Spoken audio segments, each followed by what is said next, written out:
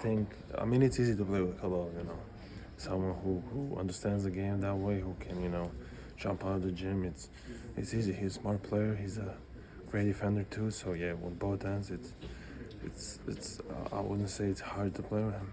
And in practice, has that been a look that you guys have used much? Or? I mean, I wouldn't say really. There's been so many changes in lineup and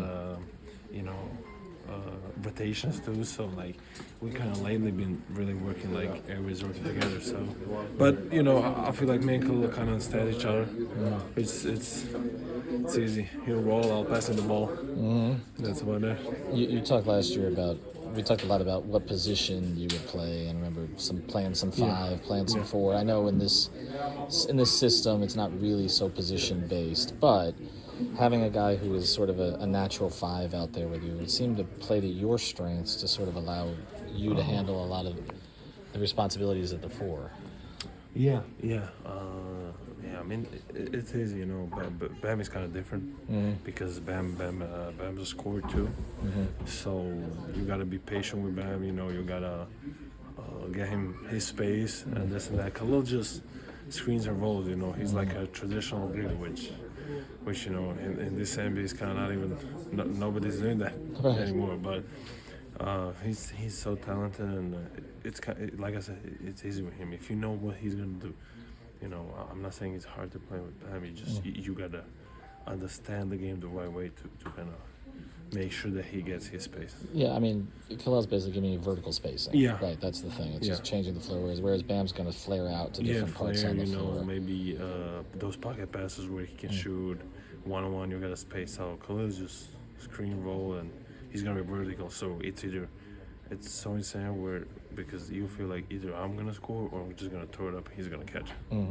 You had to be patient last year, and the last couple of years he's had to be patient this year. It's just part of what goes on here. Yeah. I mean, and we've seen a lot of the young players. Pella's getting some opportunity, and obviously it took Drew a little time, and then unfortunately what happened tonight, but he started getting some opportunity.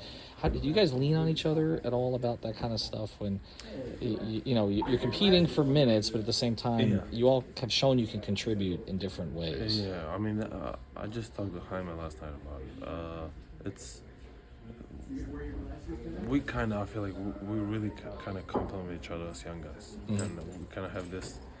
Now this little group, there's 4 or 5 of us, which, hasn't happened my first year. I was, like, there was nobody other than basically me who was young. And to have those 3, 4 guys, like, with me and, that understands we're kind of going through the same thing, it helps.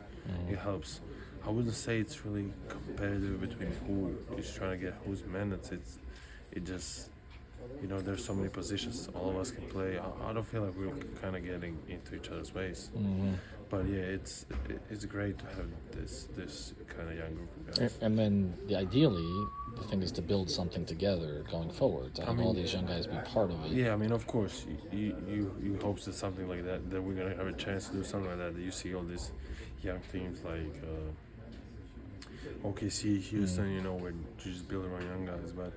I don't think